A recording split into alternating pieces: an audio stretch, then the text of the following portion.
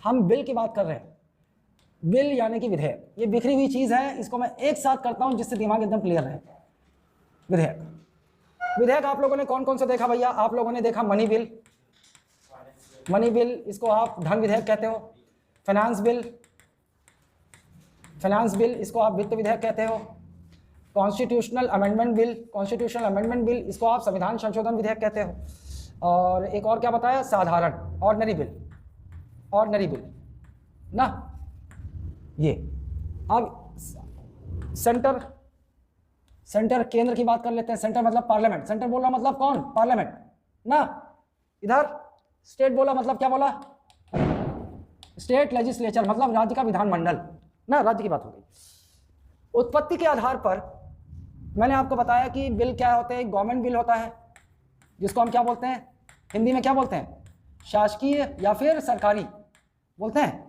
और एक को क्या बोला मैं? Non government bill, non government bill इसको हम क्या कहते हैं? इसको हम कहते हैं अशासकीय या फिर गैर सरकारी, या फिर क्या बोलते हैं? गैर सरकारी, है ना। और क्या बोल सकते हैं इसको?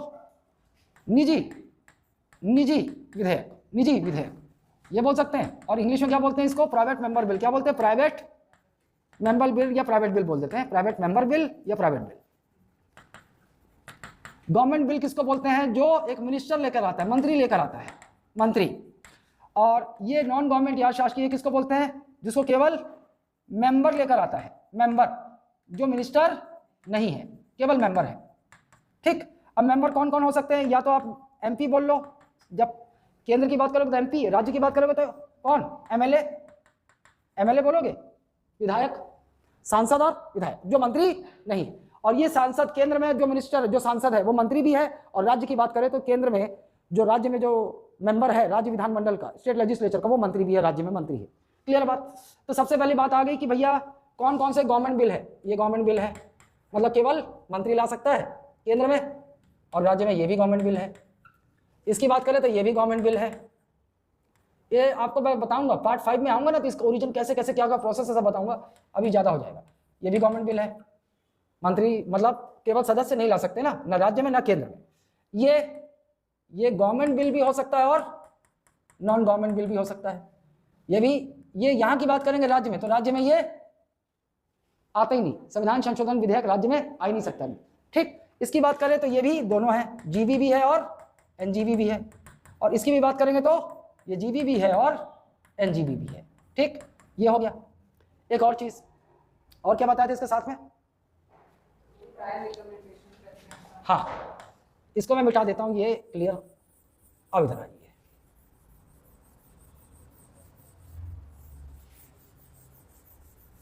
अब वो कौन कौन से बिल है जिसको केंद्र में राष्ट्रपति की संसद में लाने के लिए, मतलब ये क्या बोल रहा है कि प्रायर रिकमेंडेशन चाहिए, prior recommendation of president is needed, of president is needed, of president of India is needed. केंद्र की बात आ रही तो केवल प्रेसिडेंट की बात होगी, है ना। इसको चाहिए, चाहिए, इसको चाहिए, चाहिए, है ना। और ये दोनों को नहीं चाहिए। जैसे केंद्र में राष्ट्रपति की पूर्वानुमति की जरूरत होती है, यहां पर किसकी बात करेंगे अपन? Prior recommendation of governor. राज्य में तो यहां पर किसको किसको चाहिए? इसको चाहिए, इसको भी चाहिए, इसकी तो बात ही नहीं होगी, और इसकी भी, ये अरे साधारण की बात होगी लेकिन नहीं चाहिए ना। अब आते हैं अपन कि राष्ट्रपति प्रायर रिकमेंडेशन मतलब संसद में लाने के लिए ना, संसद के दोनों सदनों में जाए उसके लिए पूर्व अनुमति चाहिए। लेकिन अब अंतिम स्वीकृति की बात आएगी, है ना, अंतिम स्वीकृति की बात आएगी, तो यहां पर बात आ जाते हैं। यहां पर गवर्नमेंट बिल कौन सा? मनी बिल है। तो मनी बिल में राष्ट्रपति की शक्ति क्या क्या है? अप्रूवल, और दूसरा शक्ति क्या है? रिजेक्ट। राष्ट्रपति किसी धन विधेयक को जब दोनों सदनों से पास हो जाएगा तो राष्ट्रपति के पास आएगा फाइनल अप्रूवल के लिए। तो राष्ट्रपति के पास केवल दो ही शक्ति है, क्या क्या? या तो स्वीकृति दे सकते हैं या फिर अस्वीकृत कर सकते हैं। मतलब इधर president can give his assent और president can withhold, reject the bill. Clear है? इधर आ जाओ, इधर तीनों शक्ति है। और तीसरी शक्ति कौन सी है? President can send back that bill for reconsideration of parliament.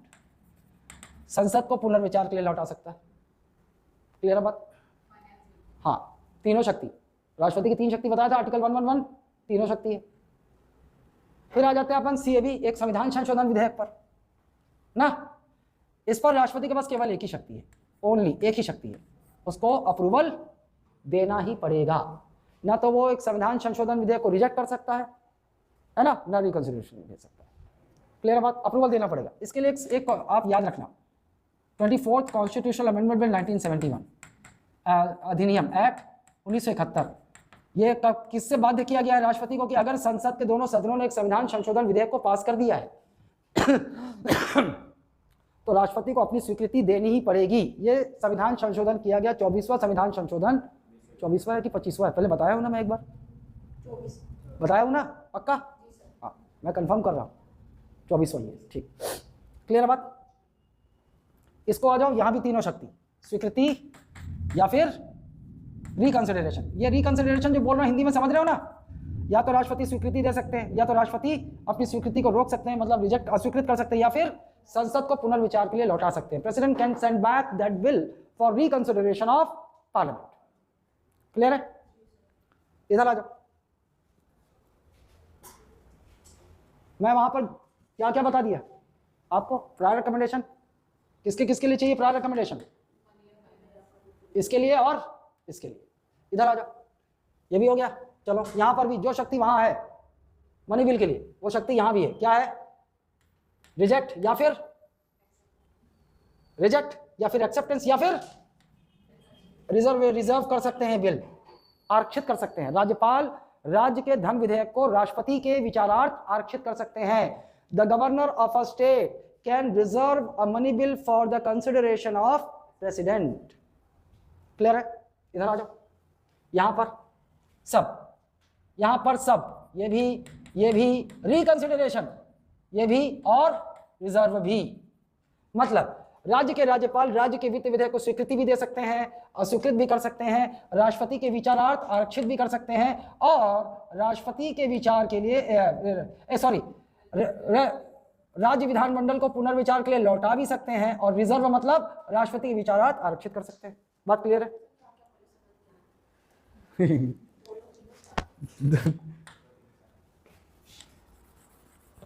ये बात क्लियर है कि नहीं? ये क्या है? रिजर्व। ये क्या लिख रहा हूं मैं? रिजर्व। और यहां पे क्या लिख रहा हूं मैं? रिकंसिडरेशन और रिजर्व। हिंदी में इसको क्या बोलते हैं? पुनर्विचार। और इसको क्या बोलते हैं? आरक्षित करना। तो देखो, राज्यपाल किसी वित्त विधेयक को स्वीकृति भी दे सकते हैं, अस्वीकृत भी कर सकते हैं, और पुनर्विचार के लिए राज्य विधानमंडल को लौटा भी सकते हैं। The governor of a state can send back और return back the bill for consideration to the state legislature.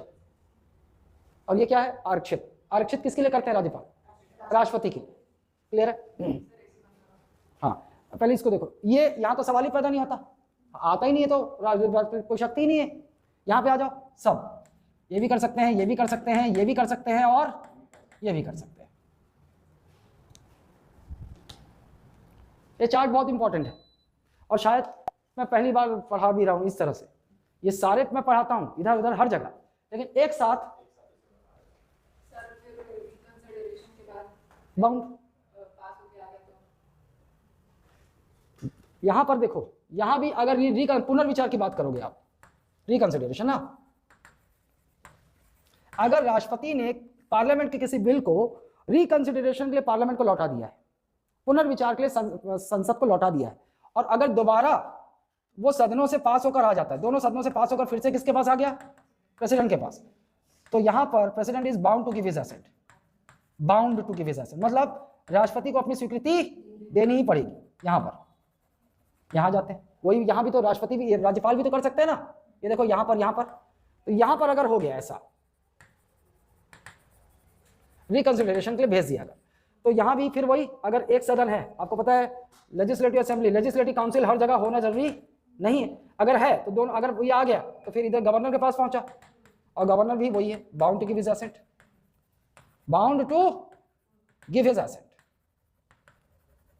ये याद रखना। लेकिन अब है ये भी तो, राज्यपाल किसी राज्य के विधेयक को राष्ट्रपति के लिए आरक्षित कर सकते हैं। अब ये चलो ये भी देख लो, यहाँ अगर राज्यपाल ने किसी राज्य के विधेयक को क्या कर दिया? आरक्षित कर दिया, रिजर्व कर दिया। किसके लिए? राष्ट्रपति के लिए, प्रेसिडेंट के लिए रिजर्व कर दिया। तो प्रेसिडेंट के पास वो बिल चला गया अब, है ना। प्रेसिडेंट के पास क्या क्या शक्तियां हैं? राज्य के उस विधेयक को जो राज्यपाल ने आरक्षित की है, क्या क्या स्वीकृति दे सकते हैं, अस्वीकृत कर सकते हैं, और रिकंसिडरेशन, ये भी लौटा सकते हैं ना। रिकंसिडरेशन मतलब ये राज्य का विधेयक है, उसी राज्य को पुनर्विचार के लिए लौटा सकते हैं। क्लियर है बात? ये भी लौटा सकते हैं ना, है ना। अब ये भेज दिया, मान लो कि पुनर्विचार करो रे, और फिर से स्टेट, फिर कहाँ जाएगा? ये रिकंसिडरेशन भी भेज दिया, कहाँ जाएगा? स्टेट लेजिस्लेचर में जाएगा, विधानमंडल में जाएगा। जिस राज्य का विधेयक है उस राज्य के विधानमंडल में जाएगा। अब वहां से फिर से पास हो गया तो फिर आएगा राष्ट्रपति के पास। नहीं, गवर्नर का रोल ही खत्म। अगर राज्यपाल ने जैसे ही रिजर्व किया, गवर्नर का रोल खत्म। अब जो करेगा तो पास कर दिया, पुनर्विचार के लिए भेज दिया, और फिर से पास हो गया। अगर पास नहीं हुआ तो बात ही खत्म हो गई, खत्म हो गया वो बिल। लेकिन अगर फिर से उस राज्य ने बिल को पास कर दिया, राष्ट्रपति को भेज दिया, तो अब राष्ट्रपति नहीं, यहां दो विकल्प है राष्ट्रपति के पास, वो स्वीकृति भी दे सकते हैं या फिर अस्वीकृत भी कर सकते हैं। कहां? यहां तो बाउंड है।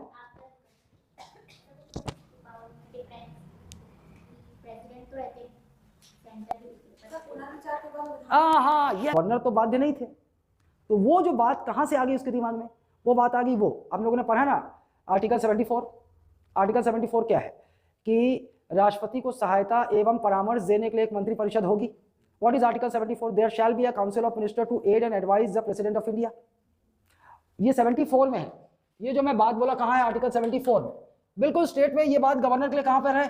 163 में, है ना, कि राज्य में भी एक मंत्रिपरिषद होगी राज्यपाल को सहायता एवं परामर्श देने के लिए। There shall be a council of minister in the state to aid and advise the governor of any state. Clear है बात? यही था बस। लेकिन एक कॉन्स्टिट्यूशनल संविधान संशोधन किया गया। कौन सा वाला? 44th constitutional amendment act 1978। सबसे पहले 42 में आपको आगे चल लोड नहीं लेना, ये आगे का टॉपिक है, वो उसने प्रश्न उठा दिया, मैं यहां बता रहा हूं, आप इसको डिटेल पार्ट 5 पार्ट 6 में पढ़ोगे। केवल यही था जो मैं पहले आपको बोला। फिर ना इमरजेंसी का समय था, इंदिरा गांधी ने राष्ट्रीय आपातकाल का मिसयूज किया, है ना। पाकिस्तान से हम युद्ध लड़े थे, ठीक, लेकिन उस समय माहौल, क्योंकि जैसे ही अगर नेशनल इमरजेंसी खत्म होती है ना तो लोकसभा डिसॉल्व हो जाती है और फिर से इलेक्शन होता है सरकार के लिए। लेकिन माहौल कांग्रेस के खिलाफ था कि इलेक्शन होगा तो कांग्रेस हार जाएगी। तो इंदिरा गांधी ने क्या किया, उन्होंने फिर से उस समय जो राष्ट्रपति थे उनको परामर्श दे दिया और तीसरा आपातकाल लगवा दिया फालतू का। क्यों? क्योंकि अगर आपातकाल नहीं लगेगा तो आपातकाल खत्म होगा तो चुनाव होगा और हम हार जाएंगे चुनाव। उन्होंने क्या किया? मिस यूज किया। तो अब उसके बाद एक संशोधन किया गया, कौन सा? 42। कौन सा? 42, 42वां संविधान संशोधन 1976। इसमें क्या किया गया कि जो काउंसिल ऑफ मिनिस्टर, मंत्री परिषद का जो परामर्श होता है प्रेसिडेंट को, क्या बोलते हैं? एडवाइस। क्या बोलते हैं? एडवाइस। वो एडवाइस क्या होगा? रिटर्न होगा। क्या होगा? लिखित में होगा। पहले टेलीफोन में भी बोल दिया मैं परामर्श दे रही हूँ, करो, ऐसा हो जाता था। अब बाद में मुकर गई, तो मैंने तो नहीं दिया था परामर्श, राष्ट्रपति ने अपना मनमानी कर लिया, तो राष्ट्रपति फंस जाएगा। फिर क्या बोला? परामर्श लिखित में होना चाहिए। ये किसमें किया गया? 42वें। ये 42वां यहाँ भी लागू होता है कि जो राज्य में स्टेट काउंसिल ऑफ मिनिस्टर जो होती है, स्टेट काउंसिल ऑफ मिनिस्टर, राज्य की मंत्रिपरिषद, ये जो परामर्श देगी किसको? गवर्नर को, वो भी लिखित होगा। यहां भी अप्लाई होता है, दोनों के लिए किया गया ना। ये बात क्लियर है?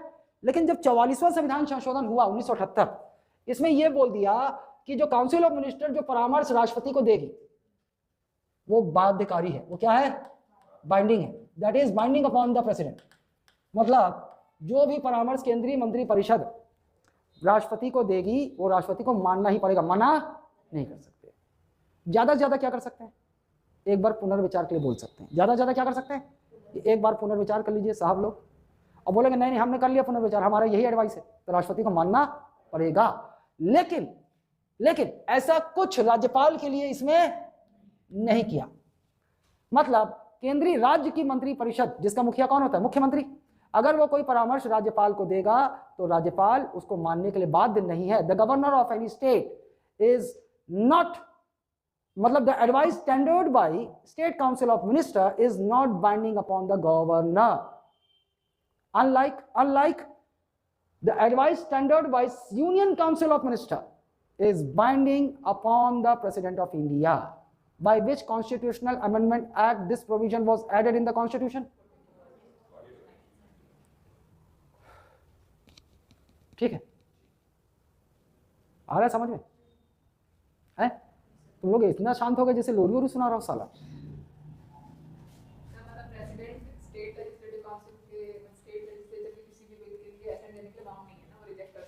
हाँ हाँ हाँ, ये देखो दोनों पावर है इसके पास। इस एक चार्ट में मैं तुमको बता रहा हूँ इतनी सारी चीजें हैं, और वो एकदम क्लैरिटी के साथ इस चार्ट को बढ़िया से रखोगे ना, फंसोगे नहीं कहीं इस चार्ट को ना। चले मैं बनाता हूँ इसको, एक चार्ट बनाता हूँ नोट्स में।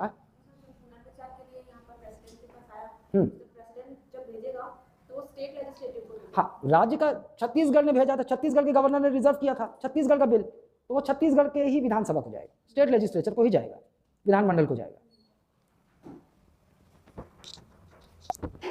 इसका मैं बनाता हूँ वो एक चार्ट, ऐसे नोट्स में रहना चाहिए।